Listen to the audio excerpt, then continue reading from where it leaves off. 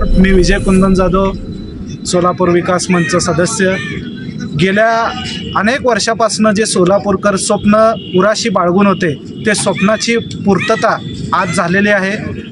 भारताचे यशस्वी आणि जगाचे यशस्वी पंतप्रधान नरेंद्र मोदी यांच्या हस्ते आज सोलापूरच्या ओडगी रोड विमानतळाचं औपचारिकरित्या आज उद्घाटन झालेलं आहे।